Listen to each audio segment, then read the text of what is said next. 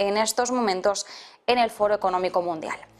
Mientras tanto, como decimos, tenemos que seguir con China. ¿Por qué? Pues porque hemos conocido algunos datos importantes, también perspectivas en el transcurso de las últimas horas que nos hacen mirar todavía con mayor fuerza el devenir del gigante asiático. Y eso mismo están haciendo también en Davos, que consideran ya de una forma mucho más notoria a China como ese rayo de esperanza para un comercio mundial que, si bien no se está tambaleando, no podríamos tampoco usar esa definición, sí preocupa bastante que se pueda tambalear en un futuro, sobre todo, como decimos, en medio de esos temores por una guerra comercial. Y ojo, cuando hablamos de guerra comercial no solo nos referimos a una guerra comercial entre China y Estados Unidos, también podría producirse entre Estados Unidos y Europa. Recordemos las tensiones por la ley de reducción de la inflación. Así que, como decimos, en medio de todas estas preocupaciones que rondan en Davos, China está arrojando ese rayo de esperanza en el crecimiento global. Ha hablado esta mañana su viceprimer ministro, Liu He, que, recordemos, se reúne mañana con la secretaria del Tesoro de Estados Unidos, con Janet Yellen. Veremos a ver también qué es lo que podemos desgranar de esas conversaciones, qué es lo que trasciende, qué es lo que llegamos a conocer, que no será realmente ni un 1% de esos mensajes, de esas discusiones. Bueno, Liu He asegura que la situación COVID ya es estable en el gigante asiático después de ese cambio de política, de dejar atrás la política cero COVID. Dice que el consumo, el turismo, la hostelería ahora mismo están volviendo a unos niveles normales, prepandemia, y asegura que China va a estimular el consumo este 2023 y que va a apoyar el crecimiento de la economía privada y la reforma de las empresas estatales.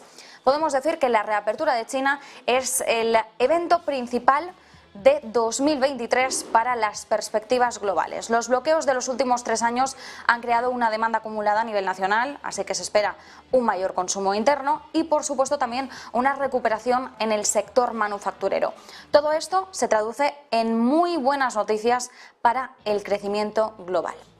Vamos a ver a continuación un gráfico, un mapa en el que podemos ver la China y, sobre todo, por distintas capitales, por distintas provincias, cómo se espera ahora mismo que se produzca esa evolución del crecimiento.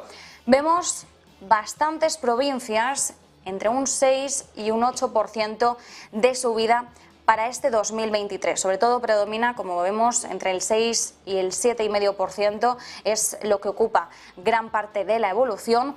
Y los economistas de Goldman Sachs ahora mismo están de acuerdo en toda esta premisa. Dicen que el consumo de China va a crecer en torno a un 7% interanual en 2023, es decir, que más o menos toda la media de las provincias que estamos viendo en el mapa pues nos llevaría a un crecimiento del PIB que ahora mismo se espera en torno al 4%, impulsado por ese aumento del consumo que se espera que se mueva en torno al 7%. Dice también la firma que espera que la tasa de desempleo disminuya, que los ingresos promedio mejoren este año, y esto va a contribuir a ese repunte del consumo esperado del 7%. Este crecimiento más fuerte en China va a impulsar la producción en la zona del euro, en torno a un 0,2%, pero los efectos son mayores, sobre todo para Alemania e Italia, y no tanto para Francia y España. En el caso de Alemania está claro, el mercado chino es de suma importancia para muchas empresas alemanas. Miramos sobre todo también al sector del automóvil, y todas esas empresas esperan en estos momentos un crecimiento en la mayoría de las industrias, especialmente en todo lo que tenga que ver con la descarbonización, la movilidad eléctrica, y tenemos, como decimos, la automoción y también la conducción conectada. Así que esta es la mayor exposición, las categorías en las que Alemania tiene una mayor exposición en el gigante asiático. Así que la recuperación de China es muy importante, como decimos, no solo para las empresas alemanas, sino para las empresas a escala internacional y para la economía mundial en todo su conjunto. Con Estados Unidos y Europa, que están afrontando el impacto de la crisis del coste de vida, recordemos, la crisis del coste de vida es el mayor riesgo a ojos del Foro Económico Mundial. En este informe de riesgos globales hablaban sobre todo de este impacto de la crisis del coste de vida, de cómo el aumento de la inflación ha mermado la capacidad de gasto y también ha mermado el nivel de vida a escala internacional. Vemos que Estados Unidos y Europa están afrontando todos esos impactos y que también siguen digiriendo, como es lógico, los movimientos de los bancos centrales para controlar la inflación, y cómo le vaya a China, pues mientras se está descongelando de estos años de restricciones, va a ser crucial para estas regiones. El crecimiento del PIB el año pasado, del 3% para China, fue el segundo ritmo más lento desde la década de los 70, pero los datos del cuarto trimestre de 2022 y del mes de diciembre, de forma aislada, han sido mucho mejores de lo esperado. De hecho, estamos viendo cómo se sitúan ahora mismo los análisis de muchas firmas. Credit Suisse, por ejemplo, ha sido una de las últimas que se ha pronunciado y espera que China crezca un 4,5% este año. Recuerden el mapa en el que estábamos viendo más o menos que se esperaba en torno al 4%, es la media que se establece, como decimos, de crecimiento para el PIB. Pues Credit Suisse va un poquito más allá, dice que un 4,5%, pero el presidente de Credit Suisse dice que no le extrañaría que superase las expectativas. Como decíamos, incluso podríamos ver una media de en torno al 6% según estábamos viendo en los últimos datos. Pero en general se espera que los datos mejoren gracias a dejar atrás la política cero COVID, aunque China todavía afronta un entorno complicado con algunos lastres. Y uno de esos lastres es el gran reto demográfico que tiene por delante. Uno de los últimos datos que hemos conocido además en el día de hoy revelan cuál es la situación demográfica en la que se está moviendo China, después de conocer que la población, insistimos, cae en 2022 por primera vez en los últimos 60 años, desde la gran hambruna de 1961. La segunda economía del mundo ha cerrado el año con algo más de 1.400 millones de habitantes. Son 850.000 menos que en 2021.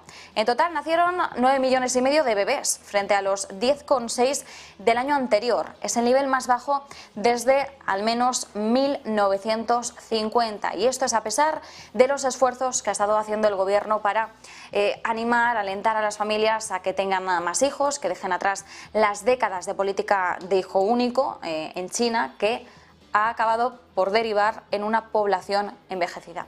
El gobierno está dejando atrás por completo esa política de un único hijo que habíamos conocido en décadas anteriores. Lo que quieren es que ahora se renueve o se rejuvenezca la población. Sin embargo, pues vemos cómo cada vez se está posponiendo más el momento de tener hijos, es decir, que China está teniendo una tendencia demográfica muy similar a la que vemos en otras potencias económicas del mundo. Europa quizás es uno de los máximos extremos, pero lo estamos viendo, como China también está sumida en esta tendencia. Una tendencia a la baja que podría haber llegado para quedarse durante los próximos años, según dicen los expertos.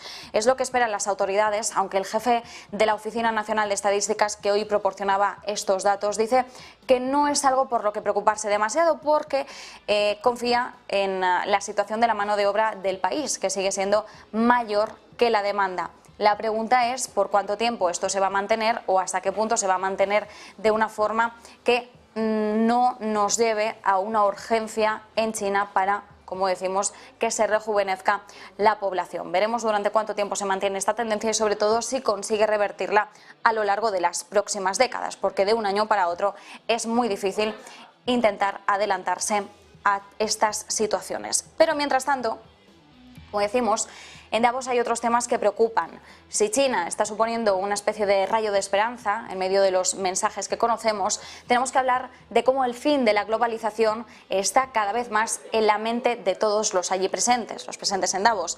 La guerra comercial entre Estados Unidos